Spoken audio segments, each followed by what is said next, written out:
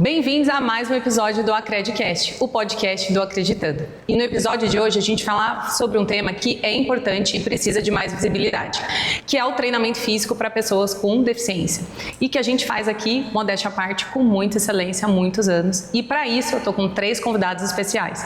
Não é certo, Eite? Isso aí, obrigado mais uma vez por estar aqui. Sou o Heitor, responsável técnico da Educação Física e vou estar compartilhando aí um pouco da nossa vivência e das nossas práticas com vocês. E além disso, nós estamos aqui com o Matheus. Olá, tudo bem, gente? E com o Glauber. Oi, pessoal, tudo bem? E só para os meninos descontraírem um pouco, eu vou só colocar uma coisa que é muito importante. Os 3 foram estagiários do Acreditando antes de se tornarem treinadores, ao longo da jornada de vocês. Então, eu já vou aproveitar para perguntar para vocês como que foi que, pela educação física, vocês foram inseridos nesse mercado do público da pessoa com deficiência. Conta um pouco disso para a gente, Glauber. Tá. Bom, quando eu cheguei no Acreditando, na verdade o Acreditando foi o meu primeiro estágio, vamos começar por aí. Então, eu não tive a experiência de outras pessoas que começam por academias convencionais para depois descobrir uma outra forma de trabalhar. Né? Então, no teu primeiro momento, você já começou a trabalhar com pessoas com deficiência? Exatamente. E eu vi, já de cara, assim que eu cheguei no Acreditando, uma outra possibilidade, né? Que era um mercado de trabalho totalmente diferente do que as pessoas vendem. Então isso me chamou muita atenção. Que tem a ver muito mais com a qualidade de vida, com a saúde, que hoje está muito mais em alta. Eu acho que quando as pessoas procuram a faculdade, a formação em educação física, eu acho que as pessoas olham muito mais para isso do que propriamente só para estética ou para o fitness, mas não necessariamente na faculdade ou antes da faculdade vocês têm acesso a um público que é um público mais específico, né? Matheus, como é que foi isso para você? Você teve isso na tua graduação? Você chegou um pouco depois para fazer estágio no Acreditando? Foi, Natália. Acho que o Acreditando foi o meu terceiro estágio na educação física. Antes só tive contato com a parte mais de musculação, de treinamento físico, né? Mas assim, sempre tive vontade de trabalhar principalmente com a parte de prevenção primária, né? Que mais voltado para a área da saúde. E um amigo meu indicou um curso daqui do Acreditando.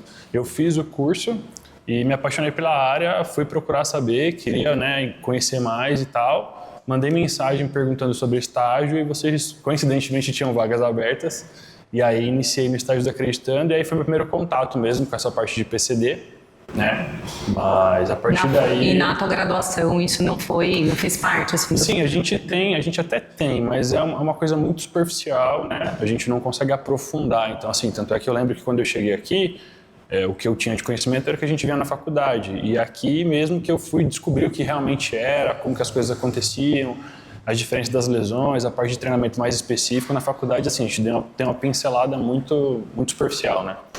Isso foi o que aconteceu com você também? Sim, como é que foi? Totalmente. Dos 3, eu sou o mais velho de estágio, eu comecei antes deles. E eu caí de paraquedas aqui. Estava procurando estágio, foi o primeiro também, não tinha estagiado em nenhuma outra área. Estava bem recente da faculdade e ocasionou de eu vir para cá numa oportunidade. E eu acabei me criando aqui dentro, né? Comecei a entender e o que mais me prendeu, acho que não foi nem a questão da área em si, mas a questão de ser diferente. Você conseguir trabalhar com 2 tipos de profissionais diferentes, coisa que na época você não ouvia nem na faculdade e nem de outros alunos que estavam fazendo estágios. Então, você trabalhar com um profissional de educação física e com fisioterapeuta no mesmo lugar, com um público totalmente diferente do que a gente é acostumado, pelo menos na educação física, para mim foi incrível, assim. Então, a partir desse momento aí eu falei, pô, eu gostei disso, eu vou continuar. Então, e aqui estão, né? Quanto tempo de Acreditando, meninos? Olha, no meu caso, vai fazer 7 anos agora em junho. Acho que no meio do ano eu faço 4 anos de Acreditando já. 4 anos. Em maio faz 8. Eu nem vou falar a minha idade aqui, mas eu lembro de todos vocês chegando, então por motivos muito óbvios, né? Mas é isso, eu lembro de vocês chegando e conhecendo esse nicho, esse público, e a vontade, uma coisa muito que vocês tinham em comum e que eu lembro bastante, era a vontade de aprender sobre isso e a vontade de fazer acontecer.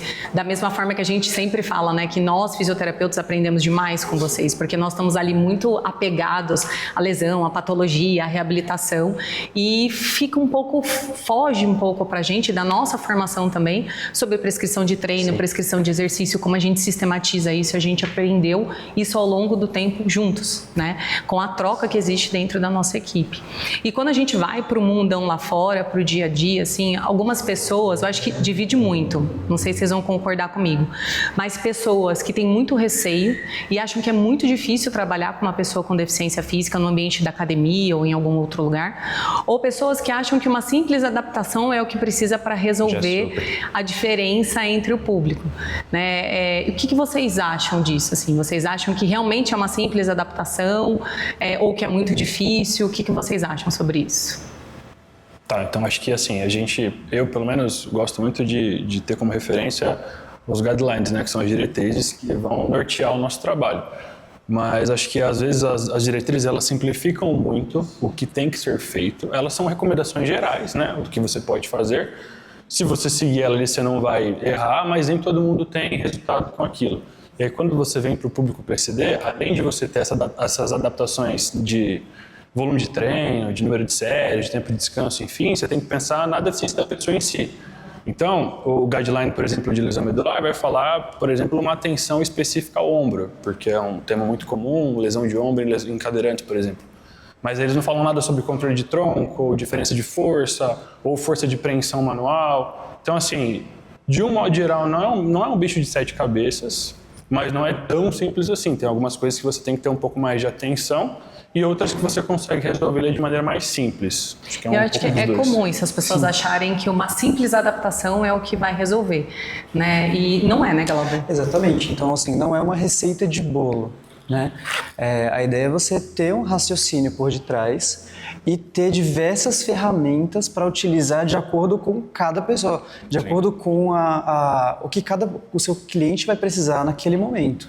Então, às vezes pode ser lesões semelhantes, mas que as adaptações vão ser totalmente diferentes. Com certeza. Tá? Então, é como eu faço, né? Não é só a adaptação, mas é como eu utilizo essa adaptação, em qual contexto eu utilizo essa adaptação. E esse é o principal assim, diferencial. Né, que a gente... E não é só olhar para a adaptação para a hora do treino, que é o que muitos dos profissionais acabam fazendo em academia, estúdio, com esse nosso tipo de público.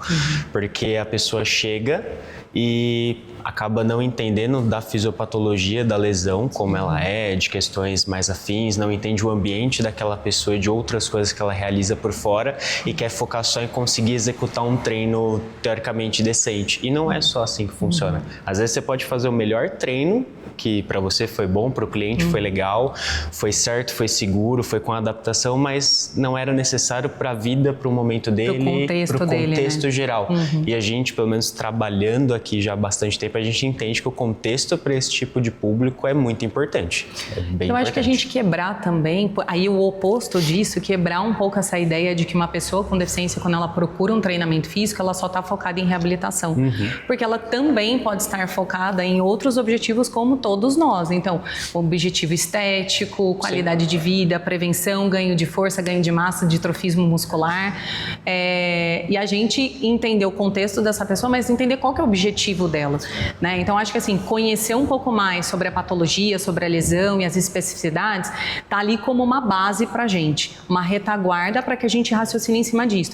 Entender o contexto da pessoa é essencial, até porque ela pode fazer outras atividades que você não sabe naquele momento, mas também se nortear pelo objetivo dela e não focar no que você acha que é o objetivo dela, né? Que acontece muitas vezes. É tentar unir objetivo e demanda, né? Que é o que o cliente quer e o que ele precisa, os dois ao mesmo tempo, para fazer um treino eficiente para esse cliente.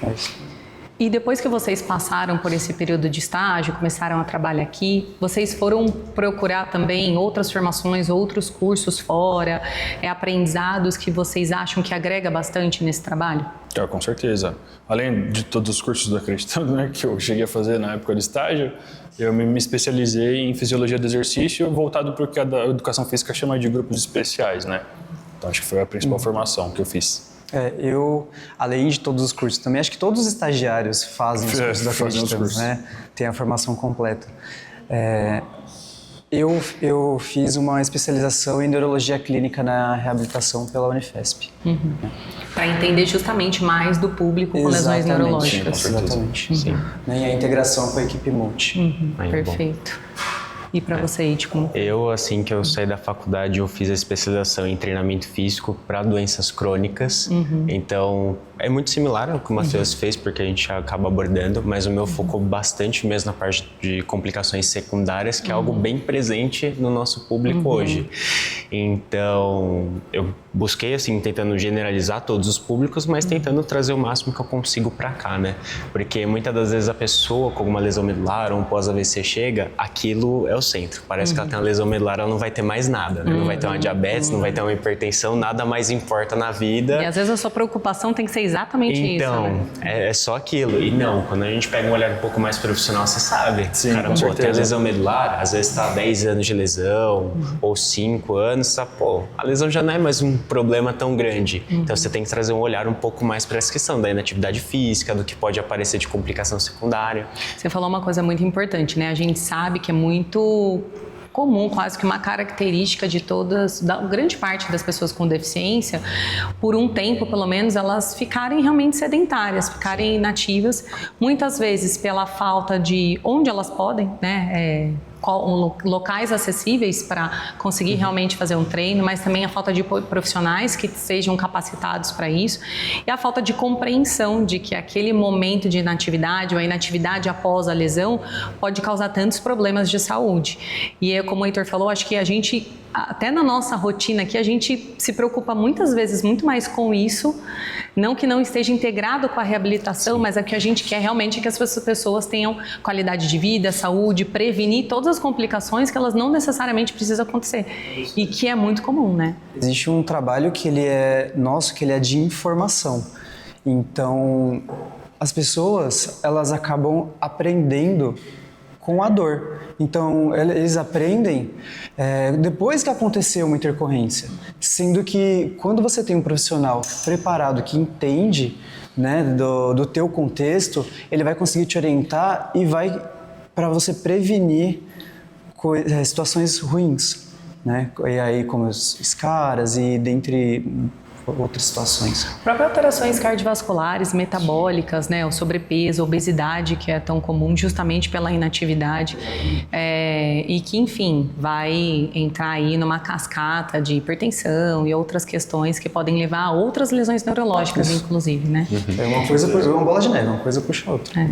E então, vocês acham que essa formação foi muito importante para vocês, para que vocês pudessem ter esse olhar mais global para esse público? Sim, com certeza. Foi justamente o que o Heitor falou, né?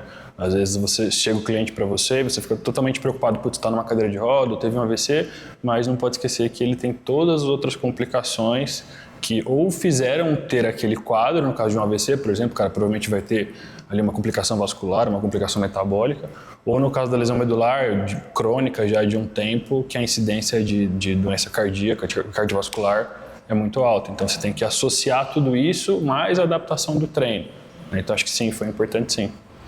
E agora eu vou perguntar aqui para vocês, eu gostaria que vocês me contassem um pouco sobre casos reais que marcaram vocês, assim. Então, clientes nossos ou que vocês atendem fora daqui, que vocês trabalham fora daqui, mas que marcaram a vida de vocês nesse contexto, né? Ou porque foi desafiador, ou porque realmente o treinamento físico trouxe mais qualidade de vida, transformou a vida dessa pessoa. Deixa eu ver quem está pronto para começar. Vou começar pelo Heitor, que está aqui quietinho do meu lado. Enquanto isso, vocês vão pensando alguém que marcou para vocês. Não, a pessoa que marcou para mim, eu não sei nem se eu cheguei a falar no último podcast, mas se eu não falei, eu falo agora. Foi a cliente que eu era responsável, que era a Kátia, Kátia B. Então, mãezona, e né? a Kátia Começa adorava, sempre gostou de treinar, então, né? Sempre de fazer gostou exercício, de treinar. Uma rotina muito ativa. Sim, ela chegou muito debilitada aqui com a gente, não realizava marcha, totalmente sem fazer as funções que ela fazia anteriormente. A gente começou a fazer o processo de reabilitação mais básico, o processo de treinar a questão da lesão por si só. E aí depois de um certo tempo que ela já estava realizando uma marcha, que ela conseguiu retomar, que ela conseguiu retomar um pouco do trabalho, ela começou a vir para o treinamento físico mais intenso, né? Treino de força, um treino cardiorrespiratório, e aí foi onde ela deu um up assim gigantesco de autonomia para ela. Então isso marcou muito para mim, porque foi uma coisa visível. E foi bem na época que eu estava finalizando a pós, então eu consegui juntar uma coisa com a outra. E me marcou muito na história dela que ela trouxe isso pra pra gente, eu quero vir pra cá, pra academia, pra fazer o meu treino, mas eu quero que vocês me ensinem a ser o mais independente possível, a não precisar de ajuda o tempo todo pra conseguir fazer o meu treino, né? Que é a busca pela autonomia, né? Então, esse foi um marco, pra mim foi incrível, assim, de ver e conseguir, pô, associar a teoria, associar na prática agora e realmente funciona, né? E ver a pessoa depois independente, buscando a autonomia dela, sempre mais, é a melhor coisa que a gente consegue ver aqui. Então, foi ótimo. E você, Matheus? Cara, eu acho que pra mim, eu vou falar do Arthur, né? Tinha certeza disso. Foi meu estudo de caso, eu acompanhei ele desde o primeiro dia de avaliação aqui no condicionamento físico, então o primeiro treino quem montou foi eu, então tô com ele praticamente desde o primeiro dia que ele veio aqui pra academia, e ele chegou um menino, assim, era um adolescente que tinha aquela vontade de treinar com objetivos mais estéticos, né, mas a gente consegue associar a saúde no meio disso. E hoje, assim, é um cara super ativo, treina, consegue frequentar academias fora daqui, treinar com autonomia, chegou no objetivo dele, que era um objetivo de melhorar ali a autoconfiança, autoimagem e tal, e associado a isso a gente aumentou o nível de atividade dele. Então ele treina hoje aqui com a gente 2 vezes por semana, na parte de condicionamento físico, mas na academia também ele vai mais 2 vezes por semana. Então, assim, é um cliente que está super ativo, gosta pra caramba de treinar, é super empolgado, tudo que a gente propõe ele tem interesse em fazer. Então, realmente é um caso que me marcou e até hoje atendo ele, gosto muito de atendê-lo. Então... E transpôs, né, esse contexto, quando a gente fala que ele treina também fora daqui, que é o nosso objetivo. Que a pessoa consiga realizar fora daqui tudo que a gente trabalhou com ela, né? Que ela leve para o mundo lá fora. Tem que ter uma transferência positiva para a vida dela, com certeza. O meu caso, não tem como não falar do Rogério, né, que foi o meu estudo de caso, o estudo de caso que eu apresentei na conclusão da pós-graduação, né, que foi o caso de um cliente que ele teve uma lesão medular rara, de origem vascular.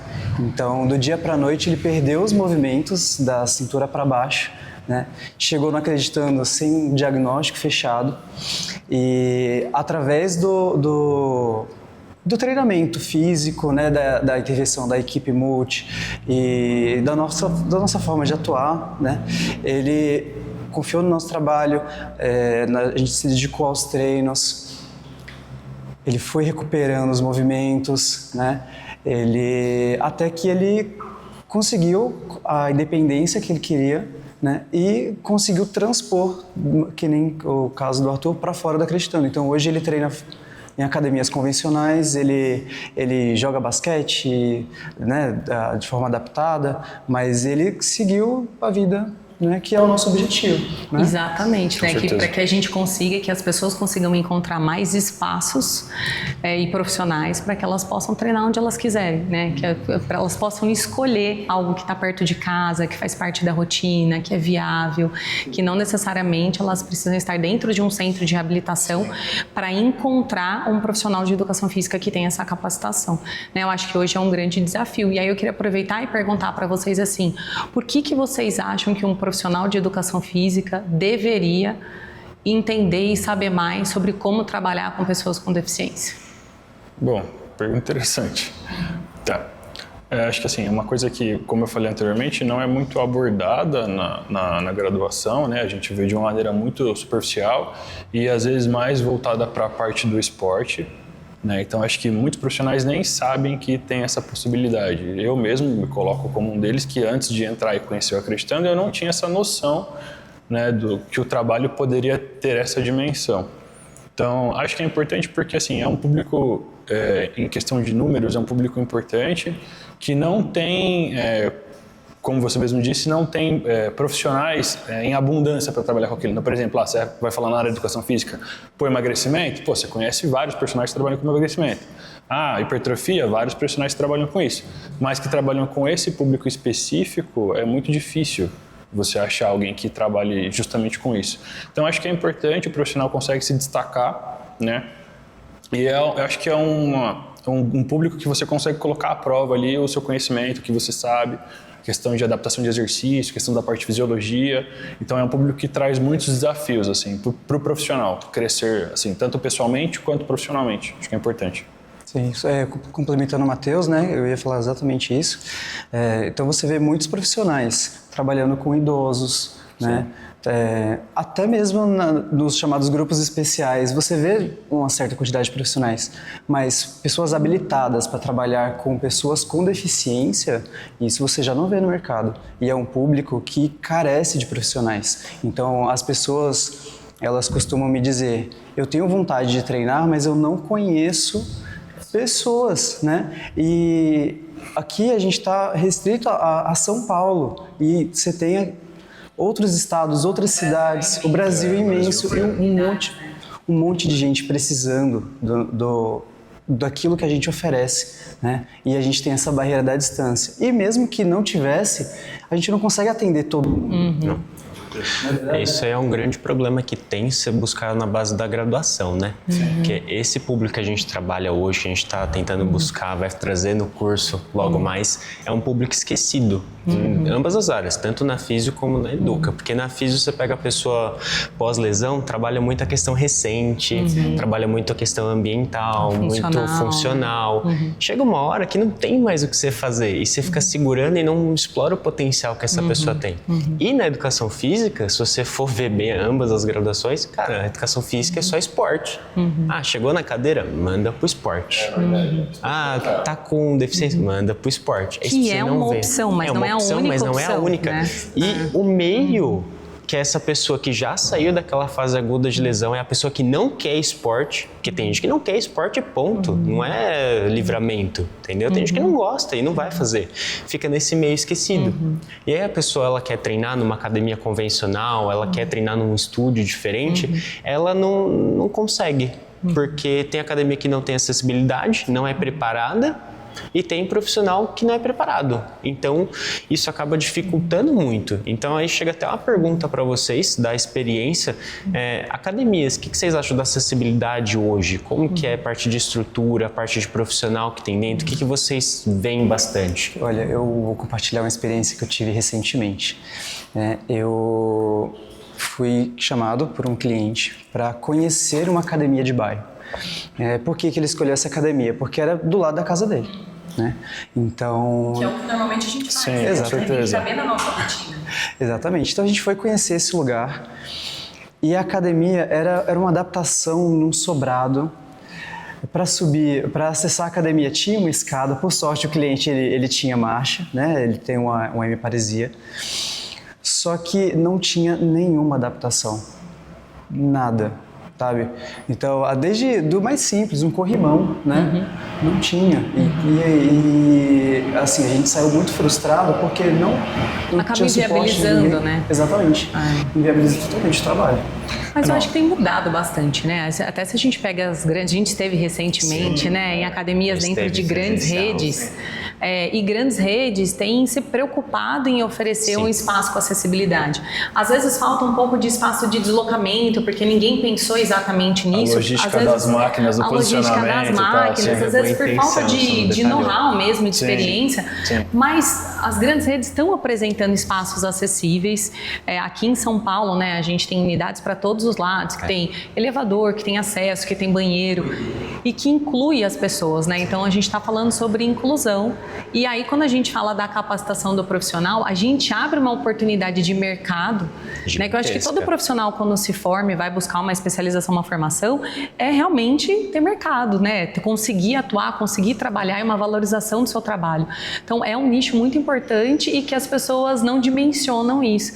E agora a gente tem várias unidades, vários espaços que têm acessibilidade e que a gente pode atuar com esse público, né? Então, acho que isso realmente é algo que está mudando ainda bem. A gente que trabalha com pessoa com deficiência sabe a diferença que isso faz no dia a dia, né? E que realmente pode mudar a vida da pessoa. Meninos, eu assim, só posso agradecer vocês por essa troca, por essa conversa. A gente sabe que é algo que a gente faz todos os dias aqui, que eu sei que vocês gostam muito do que vocês fazem, que vocês estão sempre buscando melhorar isso, mas é muito importante também a gente mostrar e falar um pouco sobre isso para a gente ganhar visibilidade, para que as pessoas com deficiência ganhem visibilidade e mais oportunidades e espaços. Mas também para que os profissionais de educação física entendam que isso é um nicho de mercado e que é importante eles compreenderem sobre isso. E aí eu queria aproveitar esse gancho para a gente falar que muito em breve breve a gente está vindo com um curso que é específico para isso, que justamente busca formar, capacitar fisioterapeutas, profissionais de educação física que estão aí no dia a dia, né, com esse desafio, com dificuldades e inseguranças para trabalhar com treinamento físico de pessoa com deficiência. Então vai desde o profissional de educação física, que esse público de repente não faz parte da realidade dele até então, mas que ele quer se abrir para esse mercado e que ele quer entender mais desse mercado e perceber que não é um bicho de 7 cabeças, que é mais fácil do que se imagina e que é mais possível do que se imagina quando você tem o know-how, o conhecimento e a capacitação. Mas também falo pelos fisioterapeutas que precisam entender mais sobre prescrição de exercício físico, né? E como realmente colocar isso dentro do programa de reabilitação e pensar numa transição que faça sentido para o seu próprio cliente. Então, em abril, a gente vai ter um curso presencial aqui em São Paulo, no Acreditando, que a gente vai falar exatamente sobre isso, um final de semana inteiro, um intensivo de teoria, prática, que a gente vai mostrar para vocês como tudo isso pode ser simples, desde que você tenha o conhecimento necessário e possa colocar em prática no seu dia a dia tudo que a gente falou aqui e a gente transformar a vida das pessoas, trabalhar pela inclusão e tornar possível o que hoje não é possível. Com certeza, acho que é de extrema importância que a gente está tentando passar aqui, tentando contribuir mais com a nossa área profissional da educação física e também com a físio para conseguir trazer mais potencial para esses clientes, trazer mais qualidade de vida como um todo. Aqui na nossa conversa a gente viu que não adianta você ter uma baita estrutura como as grandes academias de rede têm. Também, se você não tiver o conhecimento para usufruir disso, não vai servir de nada, você vai ficar perdido lá dentro, você não consegue utilizar. Se você for para uma academia que não vai ter a estrutura também, se você tiver o conhecimento, você vai conseguir ajustar alguma coisa para aquele período, para aquele momento, para conseguir trazer algo bom para a pessoa. Então a gente vê que, independente de estrutura que você tem, o que importa realmente é o que você sabe fazer ou não com aquela pessoa, é aquele conhecimento, né? E só para dar um gancho final, acho que seria legal a gente também passar aqui, a gente que trabalha bastante com esse público, já trabalhou fora há algum tempo também, que queixa vocês lembram assim que foi mais predominante em algum cliente, paciente também, que às vezes você acaba se encontrando na vida por causa dessas barreiras, de não ter profissional e nem academia, estúdio lá fora que possa trazer um treino coerente para ele? Tem alguma queixa muito presente assim? Cara, o que eu já ouvi de clientes nossos que às vezes treinavam fora, quando chegavam para treinar com a gente, coisas do nosso dia a dia que são questões de segurança, posicionamento que a gente fazia e que melhora automaticamente o desempenho do cliente no exercício, eles falavam que, putz, mas isso aqui eu nunca fiz. Normalmente o cara vai e faz do jeito que dá, né? Ele chega, os que treinam fora, a maioria faz do jeito que dá. E aí quando a gente mostra o jeito mais coerente de ser feito, eles veem que, putz, é muito mais tranquilo de fazer, que o desempenho é outro, né? E que até gera essa questão de o cara consegue fazer mais do que aquilo. Acho que a principal queixa é essa, o cara ia e fazia o que dava. Mais ou menos isso. Bom, isso é um caso recente, né, de um cliente daqui, que ao ser questionado sobre a possibilidade de entrar para o serviço de condicionamento, ele falou, não, isso não é para mim. Eu falei, por que isso não é para você? Ah, porque eu fui treinar com uma pessoa lá perto da minha casa e foi muito frustrante. A adaptação não deu certo, eu não consegui fazer nenhum exercício e eu me senti incapaz e eu não quero fazer mais, não é para mim, desse jeito. Então, e claramente ele era capaz, né? Então eu falei, vamos fazer um teste aqui, vamos utilizar as nossas adaptações, vamos ver. E ele está aqui até hoje. Né? Então, foi possível, né? E foi possível, sim. Eu acho que para mim, como fisioterapeuta, é a gente lembrar que a gente é tão focado na patologia, na melhora da funcionalidade, que óbvio que são coisas super importantes, mas muitas vezes a gente subestima o nosso aluno, o nosso paciente, o nosso cliente, e isso já aconteceu comigo. Poxa, mas eu posso mais, por que que o exercício está tão leve para mim? Ou agora eu consigo andar, mas poxa, eu me sinto muito cansado para fazer isso, eu preciso de mais. Sim. Então, e aos poucos a gente começa a entender que a gente precisa entender sobre isso para conseguir proporcionar isso para o nosso cliente. E aí, gente, agora para a gente fechar mesmo esse bate-papo, que dica vocês dariam para um profissional de educação física, Glauber, que quer começar esse tipo de atuação? Ele precisa buscar pessoas capacitadas para que ele consiga se orientar, ele consiga saber como fazer aquilo que ele já sabe, né, de formação, mas como ele pode adaptar e ser específico para um público que precisa tanto desse suporte, ele precisa tanto desse serviço e não encontra a pessoa para atuar com ele, né, junto dele, né? Então essa pessoa precisa buscar esse conhecimento. Cara, acho que a dica mais importante que eu posso dar é venha conhecer o curso do Acreditando, que a gente vai passar tudo na teoria e na prática. Mas assim, brincadeiras à parte, é o cara ter paciência, ter resiliência e entender que é possível, né? Tem que se dedicar, estudar e ter vontade, que acho que é o principal de tudo, assim. Querer um pouco, né? Tem que querer, tem que querer. Na real, né? Eu sigo no mesmo raciocínio que você, mas adiantando e ajudando mais na prática é vir fazer o nosso curso. Acho que vai facilitar bastante essa entrada aí no caminho, depois você vai desenvolvendo. Isso para os profissionais formados, tá? E para os não formados ainda, os nossos graduandos, temos vagas de estágio aí aberto o ano inteiro, estágio remunerado, estágio de observação. A gente aqui, como exemplo disso, aprendeu muito, acho que mais do que em qualquer curso que você vai fazer nessa experiência. Então, acho que é um ótimo caminho para ambos os lados, certo? E nós temos um time aqui de profissionais que são de excelência, como vocês podem ver, com muita experiência. Então, modéstia à parte de novo, vocês vão encontrar aqui ou no curso ou no estágio para a formação de vocês, muito aprendizado com um time que faz isso acontecer todos os dias. Aqui nós estamos representando uma parte do nosso time, mas o time do Acreditando é enorme, é imenso e é capaz de uma transformação que vocês nem imaginam. Então não percam a oportunidade de se inscrever no nosso curso e nos nossos próximos cursos. Fique atento aí às vagas de estágio, de formação, porque a gente tem muito a compartilhar e eu tenho certeza que a gente também tem muito a aprender com vocês. Meninos, muito obrigada por mais esse podcast. Obrigado. Ficamos por aqui. Até o próximo episódio. Valeu.